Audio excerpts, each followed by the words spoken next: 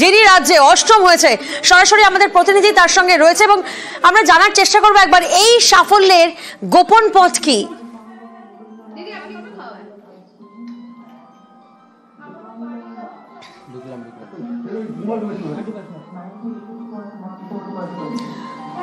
আমরা সরাসরি যোগাযোগ করতে পেরেছি এবং জানার চেষ্টা করব যে এই সাফল্যের রহস্য কি।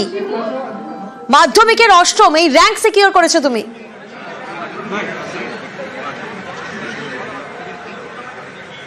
হ্যালো, পুষ্পক রত্নমের সঙ্গে আমরা যোগাযোগ করার আবারও চেষ্টা করছি। তুমি অষ্টম হয়েছো, গোটা রাজ্যে অষ্টম র্যাঙ্ক তুমি সিকিউর করেছো। সেই জায়গা থেকে তোমাকে তো প্রথমেই অভিনন্দন জানাবো। এবং এই যে সাফল্য, তার কোনো গোপন রহস্য কি রয়েছে? Thank you. এই মানে এখানে রংপুর রামকৃষ্ণ মিশনের যে এনভায়রনমেন্ট আছে, নিশ্চয়ই এই বিশাল ফ্যাক্টর আছে রংপুর রামকৃষ্ণের যে ফ্যাক্টর। মানে এখানে আমরা যে রেগুলারলি কনসিস্টেন্সি ভাবে যে পড়াশোনা করি, সেলফ স্টাডি দিয়ে, এবং এখানে যে টিচাররা যেভাবে আমাদেরকে পড়ান কনসেপ্ট বুঝে, সেটা বিশাল বড় ফ্যাক্টর একেবারে। এবং হিস্ট্রি হোক বা জিওগ্রাফি হোক বা সায়েন্স হোক বা ইংলিশ হিন্দি যাই না হোক, ও ভালো করে বুঝিয়ে পড়ান এখানে। মানে আমরা সবই সাবজেক্টে এখানে টিচাররা ইকুয়ালি মানে ওয়েটেজ দেন, আর সবগুলোকে ভালো করে বোঝান। এবং পুষ্পক, আরো একটা প্রশ্ন তোমার কাছে। আমরা জানি যে কোনো সাফল্য মানে কঠোর পরিশ্রম যেমন রয়েছে, তেমনি টাইম ম্যানেজমেন্ট একটা বড় ফ্যাক্টর। তুমি কিভাবে মোকাবিলা করতে সময়ের সাথে?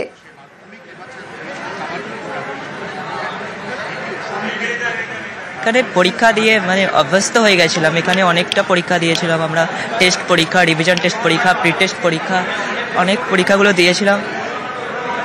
সেই মানে এই পরীক্ষাতে দিয়ে, এবং এখানে টিচাররা আমাদেরকে ভালো করে বুঝিয়েছিলেন যে কীভাবে আমাদেরকে লিখতে হয়, কীভাবে টাইমটা ম্যানেজ করতে হয়।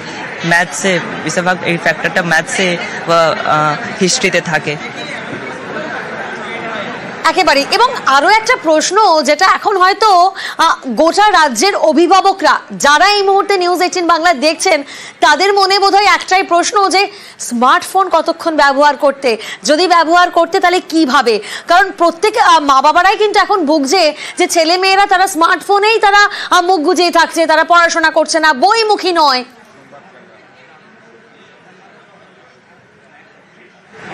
এখানে স্মার্টফোন আমাদের অ্যালাউই ছিল না। মানে এখানে আমাদের স্মার্টফোন নিশ্চয়ই একটু হেল্প করতে পারে, কিন্তু যত আমাদেরকেও হেল্প করে তার থেকে বেশি আমরা ওখান থেকে ডিস্ট্র্যাক্টেড হয়ে যাই। মানে আমাদের অলরেডি বই আছে, মাধ্যমিকের জন্য বই আছে, টিচার আছে, কিছু স্মার্টফোনের দরকারই হতো না। এখানে স্মার্টফোন লেস যে এনভায়রনমেন্ট আছে নরেন্দ্রপুরে, এটাও আরও বিশাল বড় ফ্যাক্টর। মানে কিছু ডিস্ট্র্যাকশনের কোনো এখানে এরকম জায়গা নেই। অর্থাৎ স্মার্টফোন একেবারেই ব্যবহার করতে না তোমরা মনে করো যে স্মার্টফোন সত্যি ডিস্ট্রাকশন আনে কোথাও না কোথাও পড়াশোনায়। পুষ্পক, আরও একবার তোমার থেকে জানার চেষ্টা করবো যে পরিবারের সমর্থন, মানে পরিবারের সাপোর্ট না থাকলে তো কখনোই যত বড় লড়াই হোক না কেন আমরা সাফল্য পাই না। সেক্ষেত্রে পরিবার এবং মিশনের মহারাজদের যৌথ প্রয়াসই বোধহয় কোথাও না কোথাও তোমার এই সাফল্যের চাবিকাঠি।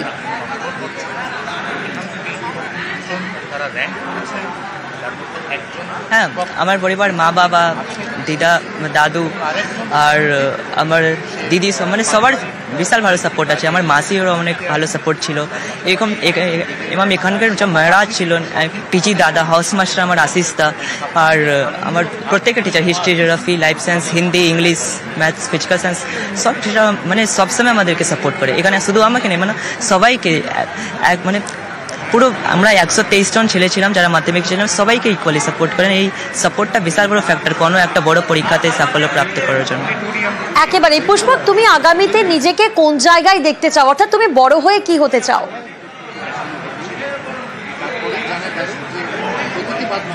মেডিকেল ফিল্ডে যেতে চাই। আচ্ছা, মেডিকেল ফিল্ডে যেতে চাও। এবং তুমি কি তার জন্য প্রস্তুতি, মানে মাধ্যমিকে তো একটা বড়সড় সাফল্য, তুমি অষ্টম র্যাঙ্ক সিকিউর করেছো, তাহলে নিশ্চয়ই উচ্চ মাধ্যমিকের প্রস্তুতি বোধহয় এখন থেকেই শুরু হয়ে গেছে।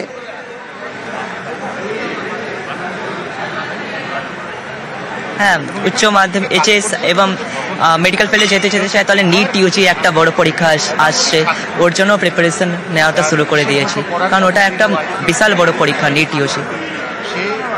পুষ্পক, এই জায়গায় আরো একটা বিষয়, এটা আমি নিজে থেকে তোমার থেকে জানতে চাইছি যে আমরা জানি স্বামী বিবেকানন্দ তিনি বলেছিলেন যতই আমরা পড়াশোনা করি না কেন, যদি খেলাধুলো না করি মেক্স জ্যাক আ ডাল বয়।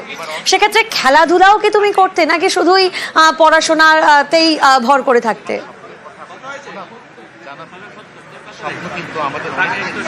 স্বামী বিবেকানন্দ বলেছিলেন যে ভগবানের কাছে যাওয়ার জন্য আমাদেরকে গীতা পড়ার থেকে বেশি সাহায্য করবে ফুটবল খেলা।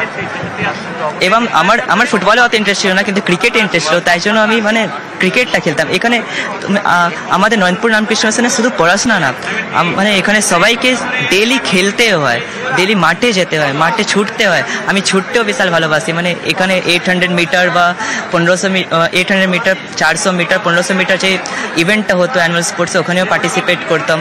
এসব বিশাল ভালো লাগতো। তার সাথে সাথে আমি আগে বছর ক্লাস 10-এ ক্রিকেট টুর্নামেন্টে একটা ম্যাচে ম্যান অফ দি ম্যাচও হয়েছিলাম। ওটা বাহ।